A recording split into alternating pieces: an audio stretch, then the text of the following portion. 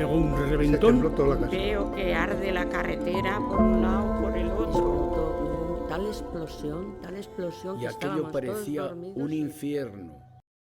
Soy Juan José Cuadrado Sánchez. Quisiera hacerles partícipe de una noche dramática que me tocó vivir hace muchos años. Por aquel entonces yo me dedicaba al cine amateur. Estaba sonorizando una película, pero en Vitoria no había estudios de sonorización, así que tuve que recurrir a Radio Vitoria.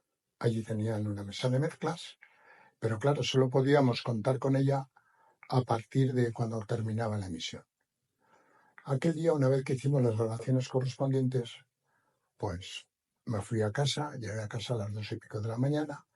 Yo vivía en la calle Honduras en un 5.º piso, hacía calor, me pegué una ducha y en ese momento oí una explosión terrible.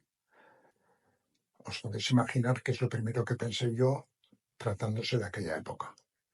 Me asomé al balcón y desde esa altura quinta vi a la altura del cementerio unas llamaradas y un resplandor increíble.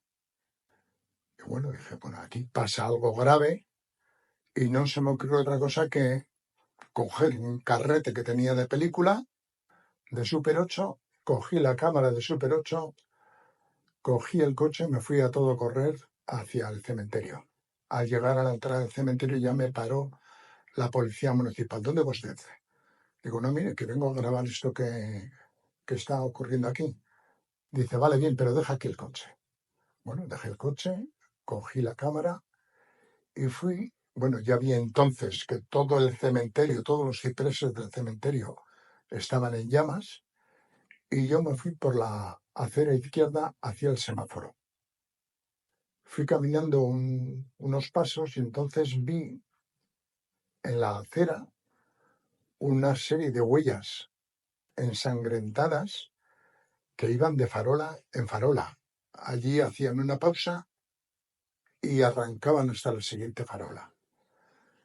Aquello me dejó muy impresionado, pero luego no sé por qué pasé a la acera derecha, acercándome ya más al semáforo, y allí había unos bomberos al lado de una muchacha cuyo cuerpo estaba totalmente desnudo, las ropas habían desaparecido por las llamas, y estaba materialmente pegada al pavimento, a la carretera, por su espalda. Lo terrible en aquel momento es que yo pude percibir que en aquella mujer quedaba un hálito de vida, porque había una especie de sustancia que al expirar se introducía en la boca y al suspirar formaba una especie de globo terrible en su boca, con lo cual allí había un hálito de vida. No sé por qué no se me ocurrió grabar nada de aquello. No había tirado ni un solo metro por aquello, no lo grabé. Me acerqué más al semáforo y claro, como yo no conocía ni sabía, lógicamente, qué comportamiento podía tener aquellas llamas que se alzaban a una altura de 20 metros, por precaución me fui hacia la zona, digamos, de lo que sería Madrid. El frontal del camión, pero alejado. Y entonces fui grabando y fui dando vueltas por allí hasta que al otro lado ya me encontré con dos casitas y una tercera, que aquella tercera estaba totalmente en ruinas. No levantaba del suelo más de 2 metros, cuando luego me enteré que aquella casa, en su estado original, tenía 2 alturas. Bueno, cuando estaba en esas casas, me llamó la atención un bombero que me dijo, oye, ven aquí, échame una mano. El bombero tenía una estaca larga en las manos y dice, quédate aquí en la puerta porque en el interior se veía una especie de camastros, de literas, que todo aquello estaba en llamas. Entonces el hombre lo que hacía era coger aire, entrar con la estaca, pasar la estaca por encima de los lechos por ver si lo que abultaba allí era simplemente ropa o había algún cuerpo humano. La verdad es que no había ningún cuerpo humano. Y entonces ya el bombero me dijo, dice, oye, nada, muchas gracias. Entonces yo seguí por el lateral del camino y rodeando la casa esa que estaba en ruinas y totalmente hecha unos escombros. Entonces, cuando estaba por allí, empecé a percibir unos gemidos que parecían de mujer, y dije, pues aquí, pero en ese momento estaba solo, digo, ¿qué hago yo aquí? Bueno, la cámara, que no sabía qué hacer con ella, ni dónde dejarla, porque la verdad es que había costado más que el coche que yo tenía en aquel entonces. Pues bueno, ya la dejé en un promontorio de hierba, subí por los escombros y descubrí una pierna que emergía de esos escombros. Entonces intenté tirar de la pierna, pero claro, no salía. Desescombré a su alrededor y ya pude descubrir la otra pierna. Me di cuenta que eran pues unas piernas de un niño de 8 o 9 años, no sé. Entonces ya una vez las piernas fuera, pude introducir mis brazos por su cintura y con un tirón saqué al niño del cual procedían las voces, que yo las había confundido como de mujer. Y el niño me dice, ama, ama, o mi ama, o mi ama. Digo, ¿pero qué pasa? Dice, no, que mi madre está por aquí. Y en ese momento ya llegaban unos bomberos y les dije, oye, por favor, acabo de sacar a este niño de aquí. Me dice que su madre está ahí. Y entonces uno de los bomberos me dijo, dame el niño. Y ya se fueron a sacar a la madre. Yo estuve allí mirando y efectivamente al ratito salió la madre, se la llevaron los bomberos. Y bueno, pues ella había una imagen, digamos que como muy fotogénica, con el fondo del camión y en silueta todos esos bomberos con la madre, pero tampoco fui capaz de grabar aquello, no, me parecía que no procedía. Y bueno, después de aquello ya me fui a la espalda del camión, de donde salía aquella llamarada que era terrible, y no solo visualmente, sino en sonido. Era como el rugido de un volcán, era como un estertor sordo, pero continuo, que la verdad es que atemorizaba mucho.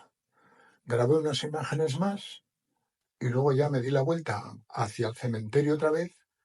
Ya vi que yo allí no tenía nada que hacer. Estaban los bomberos, estaban los auxilios.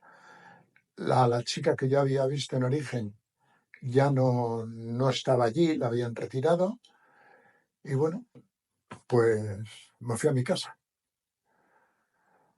Al día siguiente digo, bueno, yo tengo aquí este carrete de película, a ver qué hago con ello. Entonces llamé a los servicios informativos de Televisión Española y les dije lo que tenía en la cámara. Y me dijeron, hombre, si lo mandaras por un transporte rápido, nosotros podíamos forzar en Coda que lo revelaran rápido, pero aún así se nos van a pasar 24 o 36 horas, con lo cual la noticia va a dejar de ser noticia. Y digo, bueno, pues aquí lo tenéis y ya está. Al día siguiente parece ser que vinieron ellos con sus equipos y ya rodaron todo lo que les hizo falta.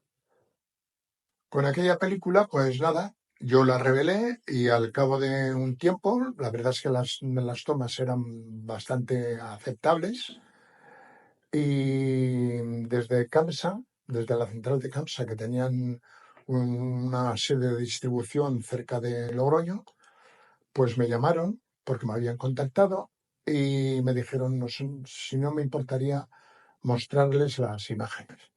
Les dije que no, en absoluto. Me acerqué entonces a las oficinas con un proyector, les mostré las imágenes y me pidieron a ver si podían contar ellos con una copia de estas imágenes. Más que nada, sobre todo para prevenir o ver cómo se comporta ese tipo de combustible ante una catástrofe de esta índole. Y bueno, yo lo hice, ellos se quedaron y nada, y todos están contentos. Aquella noche, dejó a Vitoria en un shock absoluto. La gente pasaba por allí en coche, había mucha gente que iba a trabajar y tenía que pasar forzosamente por allí, aminoraba la marcha, pero ya prácticamente a los 2 días no quedaban restos de todo aquello. Entonces, si ahora las noticias nos duran 24 horas, en aquel entonces pudieron durar 4, 5, 6 días, pero luego aquello se apagó muy pronto.